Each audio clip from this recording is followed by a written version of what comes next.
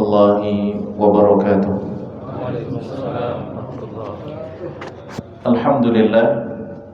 Alhamdulillahilladzi hadana lihadza wa ma kunna linahtadiya laula an hadanallah. Asyhadu an la ilaha illallah wahdahu la syarika lah wa asyhadu anna Muhammadan abduhu wa rasuluh. Allahumma salli wa sallim ala Muhammad wa ala alihi wa ashabihi wa ala kulli man sara ala nahji ila yaumiddin, amma ba'd.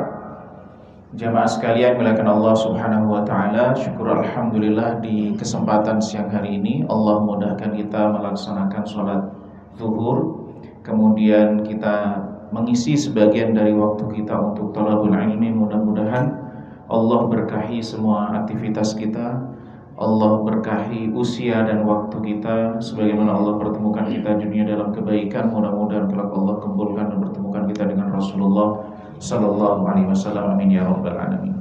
Tema kita pada kesempatan siang hari ini tentang agama dan budaya, atau budaya dalam pandangan Islam. Jadi bagaimana sih sebenarnya kita sebagai seorang Muslim melihat budaya, baik itu budaya yang ada di masa Nabi Sallallahu Alaihi Wasallam atau budaya kita masing-masing, ataupun nanti akan ada budaya-budaya yang terus berkembang yang kita temui dalam hidup ini. Nah, jamaah sekalian muliakan Allah Subhanahu wa taala, perlu kita sadari bersama bahwa Allah Subhanahu wa taala menurunkan agama ini, yang kemudian Al-Qur'an sebagai inti dari agama, sebagai ajaran pokok, sumber ajaran dari agama ini, itu hadir Allah Subhanahu wa taala turunkan tibyanan likulli syai'. Jadi agama ini dan terwakili dengan Al-Qur'an itu tibyanan likulli syai', berfungsi untuk memperjelas segala sesuatu. Maka ketika kita itu beragama, menjadikan Islam sebagai agama, maka agama ini punya peran penting bagi kita untuk melihat semua yang ada di sekitar kita itu secara jelas. Maka seorang muslim itu akan menjadi muslim yang baik, atau muslim yang sampai pada, ya seharusnya dia sebagai seorang muslim itu bisa melihat berbagai macam dinamika yang ada, termasuk budaya, dengan sudut pandang agama yang diyakini. Karena fungsi agama ini tibyanan likulli syai', menjadikan semuanya jelas. Selain itu juga sebagai petunjuk dan rahmah, wa busyra lil muslimin, sebagai kabar gembira bagi orang yang beriman. Maka ketika kita melihat tuntunan agama itu sebagai rahmah, kenapa ini nggak boleh, kenapa ini dikatakan buruk, kenapa ini dikatakan baik? Oh, budaya begini kan baik, kan sudah mengakar. Kakek moyang saya, nenek moyang atau kakek moyang, mbah-mbah saya, nah itu misalnya, itu dulu ini menjadi satu yang sudah mengakar. Tapi begitu agama itu hadir dan kita fahami bersama secara lebih mendalam, maka semuanya jadi jelas. Bisa jadi dulu orang melakukan karena tidak tahu. Nah, ketika agama mengatur, bukan mempersulit hidup kita, tapi untuk menjadi rahmah bagi hidup kita.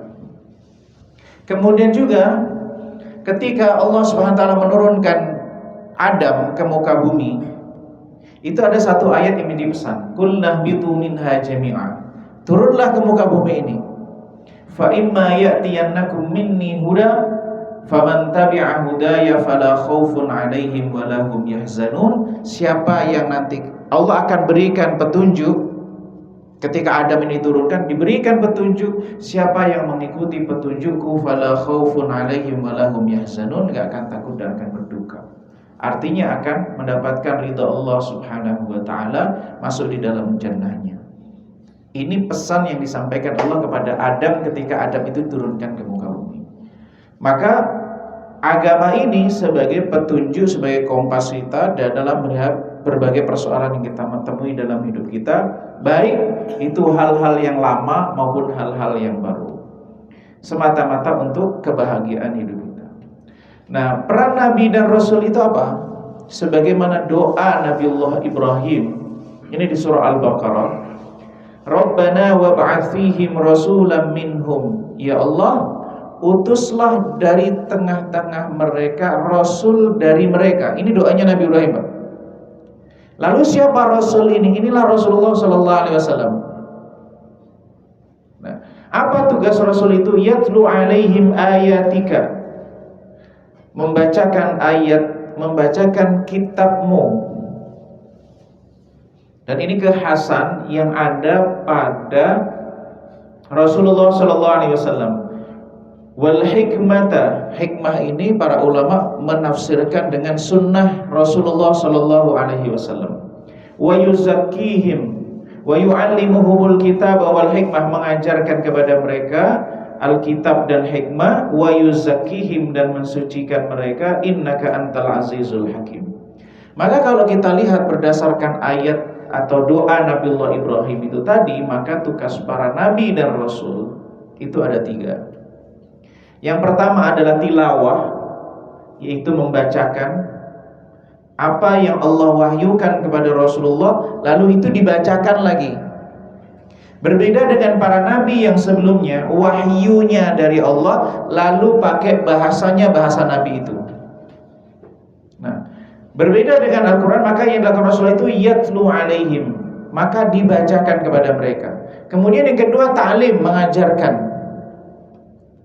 Yang ajaran Nabi SAW itu yang baik ditilawahkan oleh Rasulullah, yang kemudian diterima langsung oleh para sahabat, kemudian ditilawahkan lagi kepada generasi setelahnya, itu sampai kepada kita. Al-Quran itu sampai kepada kita. Kemudian ajaran yang diajarkan Rasulullah itu juga sampai kepada kita. Wa yuzakkihim tazkiyah, mensucikan. Maka tugas Nabi itu bukan hanya mengajarkan, tetapi mengantarkan umat ini pada proses pembersihan. Apa yang dibersihkan? Sesuatu yang bermasalah yang sebelumnya sudah ada, baik itu budaya, baik itu perilaku, gaya hidup dan seterusnya, maka dibersihkan cara berpikirnya, perilakunya, tindakannya. Maka Nabi SAW mengatakan, dan ini sudah kita sampaikan yang sebelumnya tentang akhlak itu, bahwa Nabi itu diutus untuk liyutammima makarimal akhlak, menyempurnakan akhlak, atau liyutammima salihal akhlak, akhlak yang baik. Nah, maka fungsi tazkiyah inilah yang kemudian perlu kita lihat, bahwa yang dibersihkan itu diantaranya adalah budaya-budaya jahiliyah yang sudah melekat di masyarakat jahiliyah pada itu. Nabi hadir membersihkan. Maka ketika agama itu mewarnai hidup kita, mewarnai diri kita, maka fungsi dari agama itu adalah membersihkan segala hal, di antaranya budaya-budaya yang berseberangan dengan Islam, yang tidak diterima oleh Islam. Kalau budaya itu tidak bisa diterima oleh Islam, berarti ada hal negatif yang melekat pada budaya itu. Kalau ada satu budaya, hal yang negatifnya bisa dipisahkan, maka dipisahkan. Misalnya, satu budaya itu bisa jadi percampuran antara sesuatu yang baik dengan sesuatu yang buruk. Misalnya, satu perilaku itu sebenarnya baik, tetapi dibangun atas dasar asumsi yang buruk. Maksudnya bagaimana? Kan kadang-kadang di masyarakat kita misalnya, kalau maghrib jangan keluar rumah, ya kan, anak-anak. Nanti begini-begini gitu. Biasanya pakai sesuatu yang menakutkan anaknya. Nah, oleh agama sebenarnya, oleh Islam juga enggak. Kalau sudah maghrib itu anak-anak untuk masuk dalam rumah, tetapi harus dibangun atas dasar sesuatu yang gaib, itu informasi wahyu. Misalnya ya masalah adab lah, orang kalau makan di pintu kalau ngelamar balik ya, apa gitu ya. Nah, sebenarnya ini kan masalah etika. Sebenarnya nggak baik makan di tempat tersebut. Nilai yang diajarkan kan baik, budaya yang baik, tapi dibangun atas dasar dugaan-dugaan yang itu bisa bermasalah. Nah, maka kalau itu ketemu dengan agama, maka dipisahkan. Yang baik diterima, tapi ini harus dipisahkan. Yang buruk tidak diterima, maka harus diluruskan. Kan banyak di tengah masyarakat kita itu budaya-budaya, supaya orang itu serius, dibuatlah cerita-cerita. Sebenarnya budayanya bagus, anjurannya bagus, nilainya bagus, tapi dibangun atas dasar khurafat, keyakinan-keyakinan yang bermasalah. Nah gitu. Nah, fungsi Nabi, tugas agama adalah tazkiyah, membersihkan hal-hal yang buruk, lalu kemudian menerima nilai-nilai yang baik. Nah, sebagaimana juga tugas Nabi itu litubayyina lin-nasi ma nuzzila ilaihim wa anzalna ilaika dzikra, aku turunkan kepadamu adz-dzikr, kepada turunmu adalah Quran, lalu litubayyina lin-nasi ma nuzzila ilaihim. Tugas Rasul itu adalah berdasarkan surah An-Nahl ini untuk menjelaskan apa yang diturunkan, yang Allah turunkan kepada mereka. Nah, jemaah sekalian oleh Allah Subhanahu wa taala, bagaimana kita melihat ajaran agama ini? Di dalam agama ini, nilai-nilai agama ini, ada dua hal yang perlu kita lihat. Ada sesuatu yang bersifat statis, sabit, dan ada yang bersifat dinamis. Ini yang perlu kita sadari bersama. Di dalam agama ini ada sesuatu yang bersifat statis dan itu berfungsi sebagai identitas. Sesuatu yang statis, yang nggak berubah, perubahan zaman, perubahan tempat, perubahan waktu, itu nggak berubah. Maka kemudian statis inilah hal yang statis, hal yang tetap, hal yang tidak berubah inilah yang kemudian kita ketika bertemu dengan saudara kita di berbagai belahan dunia manapun, maka akan kita ada titik temu. Misalnya ketika sholat takbiratul ihramnya bagaimana? Sama dengan Allahu Akbar, nggak ada yang misalnya Allahu Samad, nah, gitu misalnya.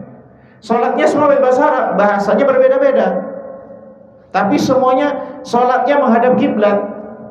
Kalau kita bilang menghadapnya timur barat, ya ada yang menghadap ke timur, ada yang menghadap ke barat, ya kan, tergantung wilayahnya di sebelah mana dari Ka'bah. Tetapi semuanya mengarah kepada satu arah yang sama. Itu adalah hal-hal yang statis, yang bersifat identitas, yang mempertemukan semua muslim, yang mempertemukan lintas generasi. Tetapi ada hal yang sifatnya dinamis, yang sesuatu yang bisa berubah sesuai dengan perubahan tempat, perubahan waktu, perubahan gaya hidup, perubahan perkembangan teknologi, dan seterusnya. Nah, ini kita bisa lihat sesuatu yang bersifat akidah itu adalah statis, dia gak berubah. Misalnya Allah itu satu di satu masa lalu jadi dua, enggak akan istilahnya begitu. Akidah tetap, akidah di masa Nabi, akidah di masa kita juga. Sepanjang masa, bahkan para ulama mengatakan akidah para nabi dari semenjak Nabiullah Adam alaihissalam sampai Rasulullah sallallahu alaihi wasallam itu gak berubah dalam akidah. Kenapa? Akidah itu basisnya informasi. Informasi itu dia antara dua, benar atau salah. Kalau sifatnya benar atau salah, maka kan gak mungkin di-cancel. Kalau misalnya dirubah, berarti ada kemungkinan yang sekarang salah, yang dulu benar, atau yang dulu benar, yang sekarang salah. Maka akidah tidak berubah. Kemudian yang kedua, ibadah itu juga statis. Bahkan ibadah pokok para nabi dan rasul dari semenjak Nabi Adam sampai itu ada kesamaan. Pokok-pokok ibadah itu sama. Menyembah Allah semuanya dalam konteks ibadah. Bahkan syariatnya itu banyak yang sama. Akhlak, pokok-pokok akhlak itu sama. Gak boleh sombong, gak boleh menyakiti orang lain, dan semua itu adalah tetap. Tidak boleh menzalimi orang lain dan seterusnya. Akhlak, pokok akhlak itu adalah sama. Nah, yang berikutnya adalah yang sifatnya muamalat. Muamalat itu sifatnya adalah sesuatu yang di luar akidah, di luar ibadah, di luar pokok-pokok akhlak. Contohnya apa? Transaksi jual beli, caranya, fasilitasnya, pakaian, cara berbicara, bahasa bisa berubah. Nah, maka inilah yang dinamis. Dinamis inilah yang kemudian, bahkan kalau kita lihat sebagian besar ajaran agama itu di dalam Islam ya, itu ruangnya itu yang dinamis lebih besar daripada yang statis. Yang dinamis itu diantaranya adalah tidak disebutkan hukumnya spesifik, hanya diberikan pakem-pakem aja. Itu ruangnya lebih banyak. Kenapa? Karena dialah yang akan menjadikan agama ini bisa beradaptasi dengan berbagai macam perubahan. Ruang yang dinamis inilah kemudian yang menjadikan agama ini bisa diterima mengakomodir semua umat manusia, karena agama ini bukan untuk Arab saja, bukan untuk orang yang hidup di masa Nabi saja, bukan hanya orang yang ada di zona pada masa tertentu. Maka ada diberikan ruang supaya apa? Islam itu bisa mengakomodir perbedaan-perbedaan wilayah, situasi dan kondisi. Nah, inilah pentingnya dua hal ini harus kita lihat di dalam beragama. Jangan dibalik-balik, akidahnya dijadikan dinamis, muamalahnya dengan statis, akan menjadi masalah. Maka kita penting bagi kita bersama untuk mengetahui mana yang statis dan mana yang dinamis. Nah, agama dengan muamalah, bahwa hukum asal ibadah, ya sholat, puasa, zakat, haji, itu adalah fokus utamanya ketaatan, tanpa melihat ini maksudnya apa sih, ini tujuannya apa sih gitu. Ya pokoknya salat subuh 2 rakaat, hikmahnya ada. Lalu tidak dirubah. Kenapa zuhur 4 rakaat? Kan sekarang sibuknya di waktu zuhur. Nah gitu misalnya. Kenapa nggak 2 rakaat itu diganti zuhur gitu misalnya? Ya karena dia masuk ibadah hal yang statis, itu identitas. Muslim dimanapun dia identitasnya sama. Nah, perkara muamalat atau kebiasaan, mau pakai jeans, mau pakai sarung, mau pakai jubah, itu adalah sesuatu yang sifatnya adalah dinamis. Ada yang sholatnya pakai ada kopiah, karena kita di tropis maka cukup pakai yang tipis. Tapi mereka yang hidup di wilayah yang dingin ekstrim atau yang panas ekstrim butuh yang lebih tebal. Maka kalau kita lihat kenapa orang pakai imamah. Nah kalau di Indonesia ya kurang tepat, kecuali petani atau wilayah yang mungkin agak musim panas, kemudian sering di jalan, nah gitu mungkin dia butuh yang lebih tebal. Nah, lalu di mana ruang budaya dalam agama ini? Perlu kita lihat di dalam agama itu ada yang namanya tujuan, Pak. Tujuan itu misalnya kita sholat, tujuannya adalah menjaga kehormatan, tujuannya adalah puasa. Nah, sarana tujuannya panggilan azan, panggilan sholat, itu tetap azan. Tapi sarana pakai pengeras suara, tidak pakai pengeras suara, terus pakai menara, tempat yang tinggi. Nah sekarang perlu pakai tempat yang tinggi nggak? Sekarang tidak dibutuhkan lagi, karena itu tujuannya adalah sebagai sarana. Pakaian adalah sarana menutup aurat. Maka sarana itu seringkali berubah sifatnya.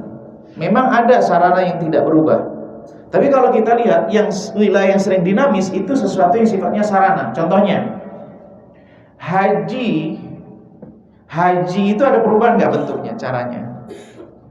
Ibadah kan? Tapi sarana untuk sampai sana dulu di masa Nabi pakai onta, karena dia sarana perjalanan. Maka sarana itu bisa berubah-ubah. Nah, kalau dulu pakai kapal laut ya, pakai kapal laut sampai ya waktunya cukup panjang. Maka orang yang berangkat nggak tahu nanti pulang apa enggak, nah gitu misalnya. Bisa jadi orang nikah di sana, istrinya di mana-mana, nah itu bisa jadi karena di perjalanannya cukup lama. Nah, ada perkembangan waktu, maka pesawat. Nah, maka muslim yang bijak itu di dalam beragama tidak mempersulit diri, tapi dia beradaptasi. Maka jangan kemudian orang bisa naik pesawat lalu sengaja pakai sepeda ontel. Sepeda apa ini? Sepeda pancal orang bilang. Gitu goes gitu. Atau sepeda motor, padahal dia mampu. Kecuali dia nggak mampu, itu persoalan lain. Nah pernah ada sahabat yang bernazar dia itu mau jalan kaki ke Mekah, padahal dia bisa naik kendaraan. Batalkan nazarnya, lalu kemudian naik kendaraan. Maka begitu juga ketika misalnya ada nazar, saya mau jalan kaki dari Jakarta sampai Surabaya gitu misalnya, kan mempersulit diri. Kalau ada pilihan yang lebih baik, batalkan nazar itu, pakai kafarat nazar, milihlah yang terbaik yang memberikan kemudahan dan kebaikan. Nah itu yang sifatnya adalah sarana, dan sarana adalah sifatnya berubah. Sebagian besar ya ada sarana tetap, tapi wudu itu sarana bersuci untuk sholat, tapi dia sarana yang tetap. Dan sarana termasuk bagian ibadah di sini. Tapi sarana yang non ibadah secara umum adalah berubah. Tapi tujuan itu tetap. Tujuan itu tetap. Misalnya orang bekerja itu sarananya banyak, bisa berubah, tapi tujuannya adalah untuk beribadah, tujuan menafkahi keluarga, tujuannya untuk menjaga kehormatan dia. Nah, itu tujuan adalah tetap. Nah, kemudian saya berikan contoh antara tujuan dan budaya. Misalnya, menutup aurat itu adalah tujuan yang untuk mewujudkan menjaga kehormatan. Perintahnya menutup aurat. Tapi pertanyaannya, menutup auratnya pakai apa?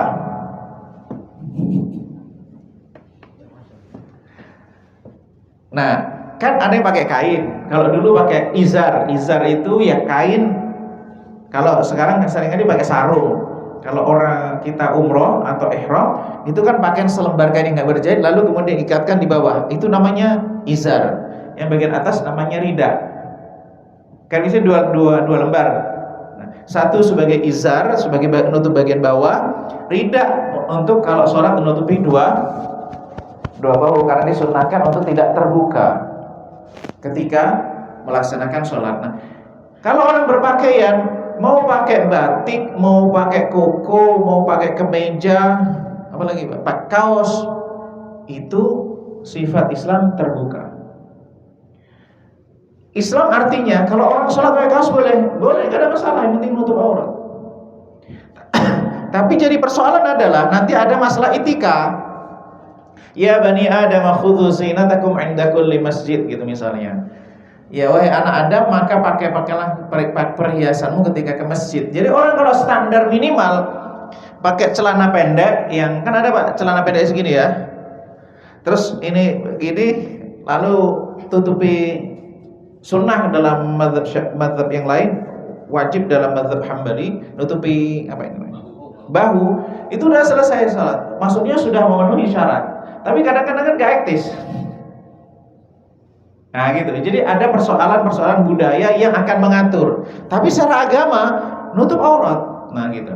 Mau warna corak silahkan, mau pakai belangkon, pakai ini juga gak ada masalah. Kemudian saya ambil contoh makanan halal. Ini pakem, nggak berubah. Mana yang halal, mana yang haram jelas. Nabi SAW mengatakan al-halalu bayyin wal haramu bayyin. Ini masalah makanan. Kalau makanan parameternya halal, haram, pakemnya jelas. Pokoknya sesuatu yang tidak disebutkan haram berarti halal. Selama tidak membahayakan, selama tidak beracun dan seterusnya.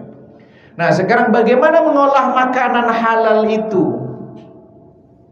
Apakah jadi pecel, jadi gado-gado, jadi apa? Gitu ya. Kalau nggak salah ini yang satu model saja ini namanya banyak nih Pak. Iya, gado-gado dengan pecel dengan apa? Ini kan mirip-mirip nih. Jenis soto juga banyak. Nah, yang halalnya itu pakem agama. Tapi menu itu kemudian disajikan, dibuat, mau pakai yang begini atau yang pakai jenis-jenis yang lainnya. Kan chef-chef kan macam-macam gaya-gayanya Pak. Mau gaya apa begitu, itu adalah budaya. Oleh agama tidak dilarang. Nah, ketentuannya dilarang adalah kalau dia menyelisihi ketentuan prinsip-prinsip pokok di dalam agama. Masalah keselamatan jiwa, agama semangatnya adalah melindungi kehidupan seseorang, nyawa seseorang. Nah, maka dibuatlah aturan rambu lalu lintas untuk ketertiban rambu lalu lintas. Nah, sebenarnya merah, kuning, hijau itu nggak ada nasyarinya. Kalau orang bilang saya nggak perlu taat, itu nggak ada dalam Al-Quran di dalam ini. Tetapi itu kan kesepakatan, aturan yang sudah dibuat gitu kan. Orang mungkin kan di Al-Quran nggak ada, di hadis nggak ada begitu. Tapi perlu kita lihat agama itu memerintahkan kita untuk taat pada aturan. Ya ayyuhalladzina amanu aufu bil uqud, wahai orang-orang yang beriman, taatilah kesepakatan. Ini sudah menjadi kesepakatan bersama, bahkan secara internasional. Warna itu ada maknanya. Sebenarnya kalau kita masukkan itu bagian dari budaya. Kemudian menuntut ilmu. Menuntut ilmu itu, saya berikan contoh. Kadang-kadang kita terjebak dengan sarana. Menuntut ilmu itu adalah tersampaikannya ilmu dari pihak yang menyampaikan kepada menerima. Nah, di masa Nabi dulu ada ilmu-ilmu yang memang harus membutuhkan secara langsung. Contohnya qiraat, ilmu qiraat tertentu. Tapi sebagian besar ilmu itu memberikan ruang tidak terjadinya pertemuan secara langsung. Saya berikan contoh, pernah dengar nggak Pak? Ijazah atau sanad, ya kan? Itu sebenarnya itu dikembangkan di dalam konsep modern, itu berangkat dari Islam. Apa fungsi dari ijazah? Ijazah itu berarti dia diberikan lisensi untuk mengajarkan. Kalau sanad berarti kalau dia mengajarkan dengan metode ini disandarkan kepada dia dulu belajarnya sama siapa. Atau kalau misalnya menyentuh wanita yang bukan mahram membatalkan wudu ataukah tidak. Sebagian ulama mengatakan tidak, sebagian mengatakan membatalkan. Nah, ini disandarkan ke siapa? Nah, itu namanya akhirnya kepada sanad. Oke. Itu namanya sanad. Ijazah itu untuk memastikan bahwa ilmu yang disampaikan itu sesuai dengan standar. Maka sangat ketat, semakin urgen kerapian, kesamaan, maka semakin ketat dalam Islam. Contohnya Pak, dalam Al-Qur'an. Untuk memastikan cara membacanya benar-benar sama dengan apa yang diterima dari Nabi SAW. Begitu juga hadis. Karena kedua-duanya ini memiliki konsekuensi hukum. Tapi kalau sejarah, karena dia nggak punya konsekuensi hukum, maka dia lebih longgar.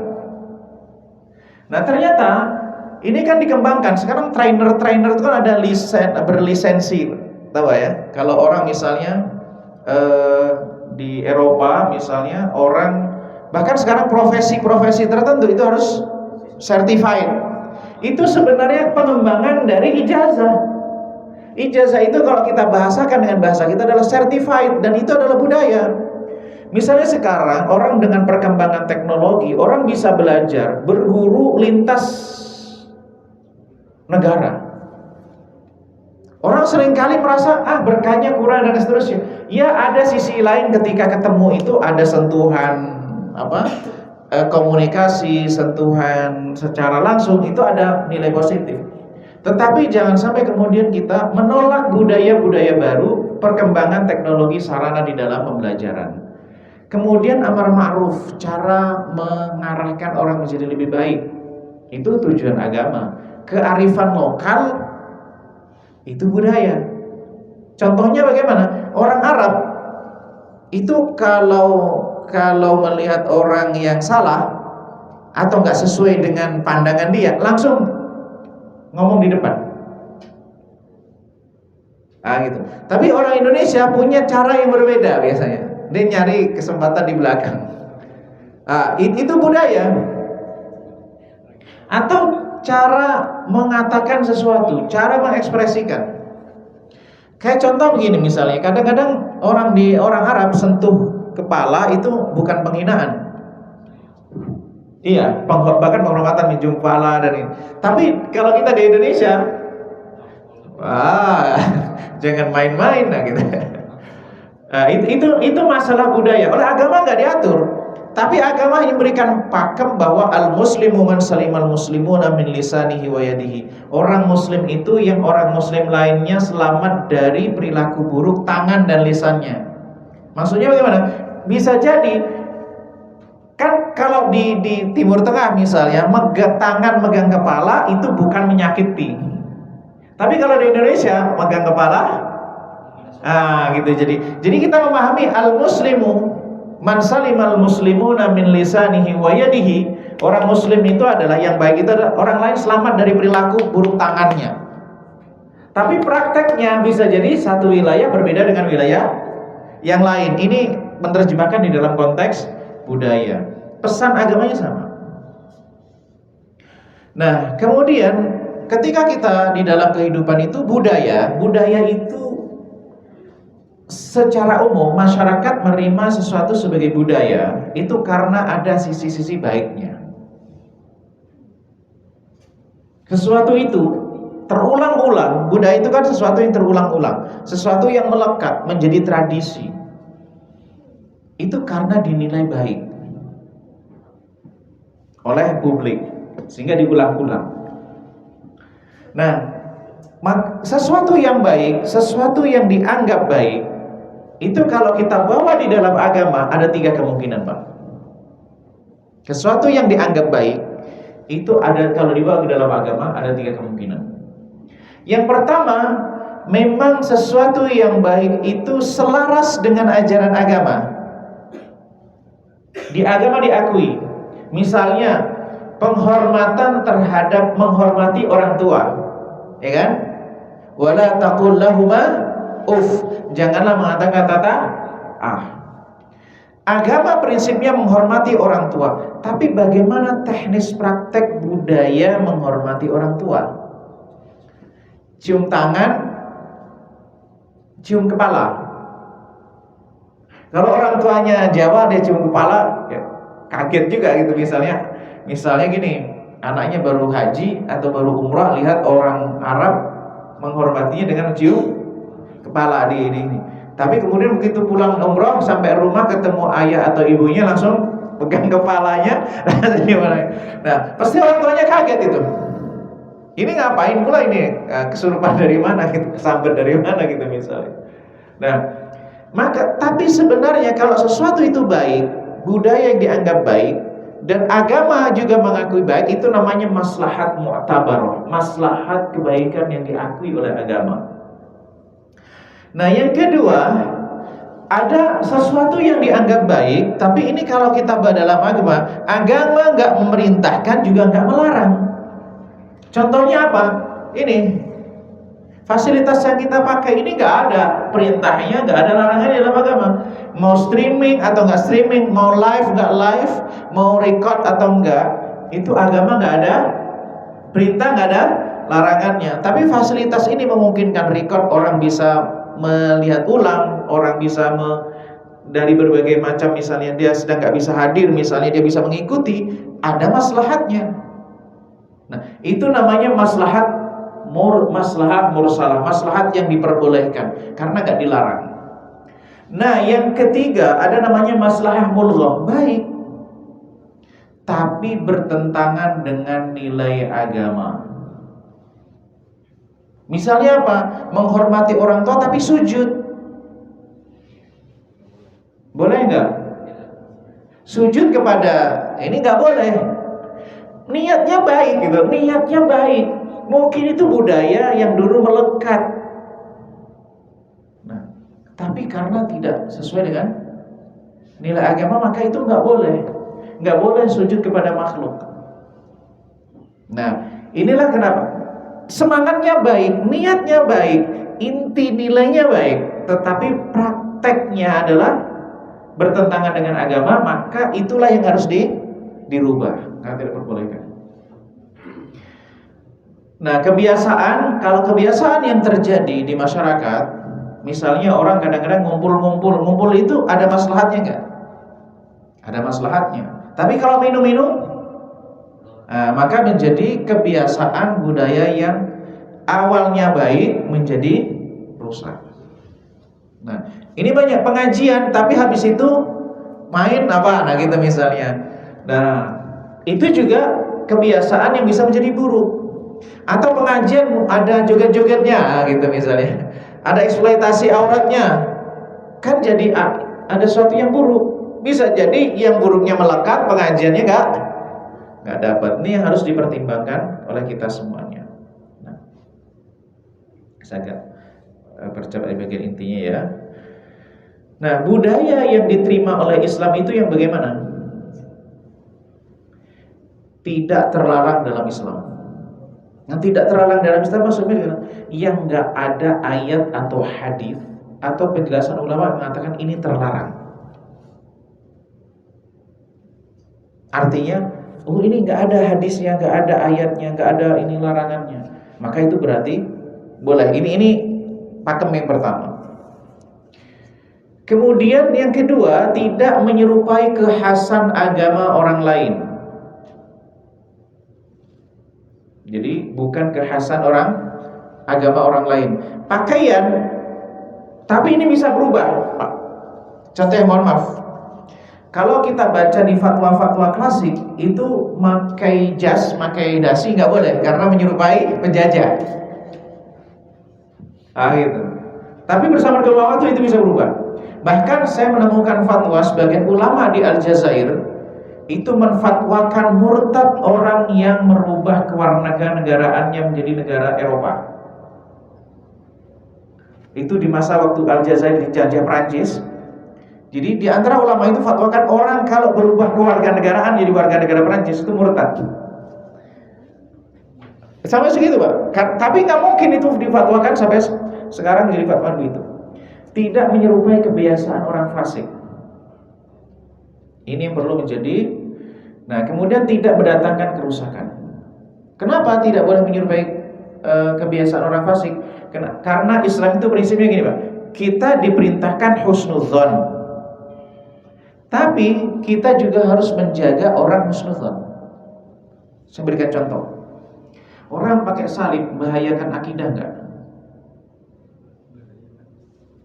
Bagi dia, misalnya dia yakin, ini layan fa'walayadur, ini enggak membahayakan dan memberikan manfaat, tapi dia pakai, murtad enggak?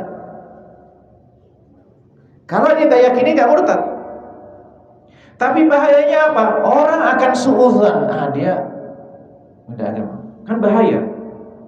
Jadi berlevel-level itu larangannya. Orang kan mungkin bisa nantang-nantang ini, misalnya ini dia pakai identitas agama yang lain, ini kan enggak ada membahayakan apa, layan fa'walayatur. Tetap meskipun Anda keyakinan Anda kuat, tauhid Anda lurus, ibadah Anda baik, enggak ada masalah, pakai pakaian itu tetap dilarang. Kenapa? Anda dilarang suudzon, tapi juga tidak boleh membuka pintu orang suudzon. Karena pakai identitas orang fasik itu menciptakan orang suudzon, kan berbahaya. Oke, saya mungkin agak percepat ya. Ini larangan tasyabbuh. Tidak semua yang sama itu terlarang. Yang dilarang adalah sengaja menyerupai yang identitas agama orang lain. Itu yang tidak diperkenankan. Tapi kalau sesuatu itu yang sama, ya memang itu identitas sosial secara umum, kayak pakai celana, pakai jeans, itu nggak menjadi masalah. Kemudian menyerupai, itu ada 5 menyerupai dilarang oleh agama. Ini penting, Pak. Keserupaan yang nggak boleh. Yang pertama adalah menyerupai setan, itu nggak boleh. Kita harus perhatikan, menyerupai itu nggak boleh. Maka boleh nggak Halloween? Budaya kan? Pakai apa dia kalau Halloween? Halloween ini benar ya? Baca gimana? Menyerupai setan nggak boleh. Contohnya apa?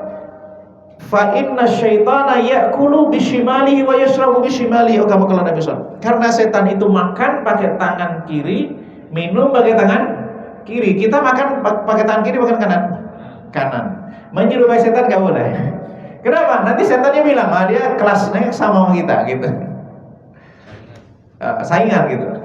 Kedua, tidak boleh menyerupai non-muslim, identitas non-muslim. Kenapa yang tadi kita sebutkan? Yang ketiga, tidak boleh menyerupai orang fasik. Keempat, tidak boleh menyerupai binatang. Nggak boleh menyerupai binatang. Misalnya orang makan. Biasanya makan gimana, Pak? Kayak sapi, kayak onta. Langsung gitu misalnya. Satu nafas nggak boleh. Kenapa? Menyerupai binatang. Kemudian berikutnya adalah larangan menyerupai lawan jenis. Nah, kalau kita masalah penyerupaan budaya, 5 hal ini yang kira-kira yang nggak boleh menyerupai setan nggak boleh, menyerupai non muslim nggak boleh, menyerupai orang fasik nggak boleh, menyerupai binatang nggak boleh, menyerupai lawan jenis. Jadi kalau perempuan, ya khas perempuan. Kalau ada budaya yang menyerupai laki-laki nggak boleh. Begitu juga kalau laki-laki, dia nggak boleh menyerupai perempuan. Nah, saya berikan contoh bagaimana tentang budaya masa Nabi. Nabi SAW itu pernah dihidangkan kadal gurun, lalu Nabi nggak makan, nggak mau. Apakah ini haram? Itu bukan makanan kaumku. Kemudian Nabi SAW juga pernah memakai pakaian dari Burdah Najran, artinya pakaian itu budaya. Sebagaimana juga Nabi membiarkan orang-orang anak-anak dari Habasyah bergembira, ekspresikan gembiraan Id dengan bermain pedang di masjid Nabi Shallallahu Alaihi Wasallam. Itu adalah bentuk budaya ekspresi kegembiraan. Mungkin ini wallahu a'lam bishawab yang dapat saya sampaikan. Mungkin kalau masih ada waktu ya kita buka tanya jawab. Kalau ini saya serahkan. Ya, silakan. Tadi kan yang menyerupai setan, banyak kan kayak film gitu kan. Film itu kan ada yang film-film horor, terus ada Halloween. Iya. Halloween. Nah, itu bagaimana? Kalau secara Islam bagaimana? Terus Nggak boleh. Nggak boleh. Banyak mafasidnya lebih besar. Ada lagi yang misalnya yang di Bandung itu ada tuh pocong yang Iya. di jalan-jalan tertentu. Tidak diperkenankan. Tidak diperkenankan itu levelnya macam-macam ya. Haram pun kalau kita mengatakan makruh bisa haram. Haram pun levelnya macam-macam. Jadi tidak sama. Tergantung dia sejauh mana konten itu dikemas. Maksudnya konten yang dia lakukan di dalam tindakan itu. Bisa jadi sesuatu itu levelnya makruh, bisa jadi levelnya sampai pada level haram. Tergantung dampak negatifnya yang muncul. Gitu. Jadi kalau misalnya ada ya buat acara gitu, mungkin ngadain kayak pesta Halloween gitu, itu apa? Kalau bikin pesta Halloween nggak boleh. Itu budaya yang dilarang. Bagi Muslim itu termasuk sesuatu yang dilarang. Tapi apakah dia jadi syirik, dia kafir? Enggak. Tergantung hal yang dia lakukan di semasa itu. Misalnya, bolehkah misalnya datang perayaan itu nggak diperbolehkan? Kenapa? Itu budaya yang pertama identitas kelompok orang tertentu, orang fasik, menyerupai setan dan seterusnya, itu kan termasuk yang tidak diperbolehkan dalam Islam. Tapi level keharamannya, haram itu kan levelnya banyak.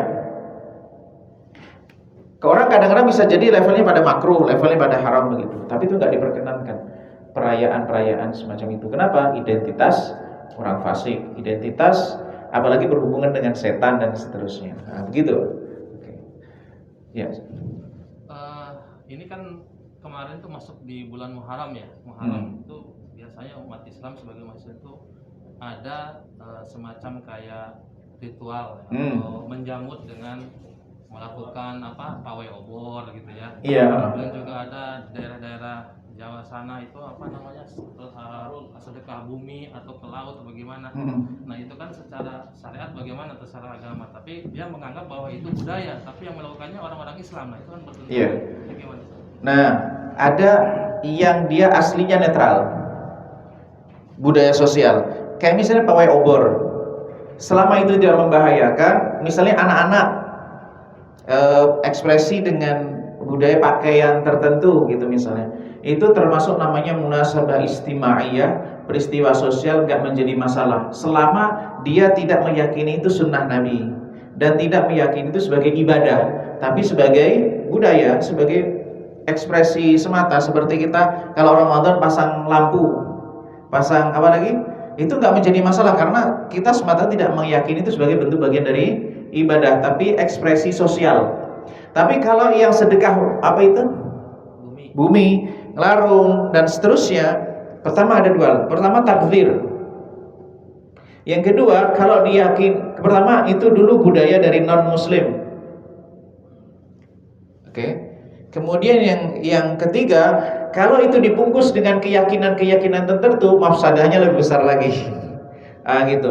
Makanya kayak larung, kayak apalagi sesajen, terus kemudian menyembelih binatang ditaruh kepalanya di jalan dan seterusnya, itu termasuk yang diharamkan dan bertentangan dengan Islam. Tapi kalau peristiwa-peristiwa sosial yang itu bisa berbeda-beda wilayah, dan itu sebagai namanya munasabah istimaiyah, sesuatu peristiwa sosial yang tidak dihubungkan dengan ibadah.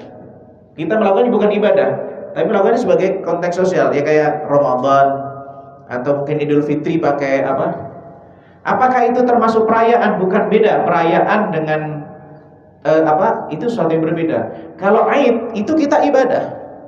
Perayaan bernilai ibadah itu Aid. Perayaan yang dihukumi sebagai ibadah itu Aid, Idul Fitri, Idul Adha. Tapi ada hal yang orang suka mengekspresikan, misalnya kawannya sehari ini naik jabatan, nah gitu misalnya. Oke, mengumpulkan makan-makan, boleh nggak? Boleh, nggak ada masalah. Itu peristiwa sosial, itu bukan ibadah. Kita nggak ada yang katakan itu sebagai ibadah, tapi itu sesuatu yang baik dan pertentangan agama. Itu begitu. Jadi harus kita bedakan. Wallahu a'lam bishawab. Cukup ya.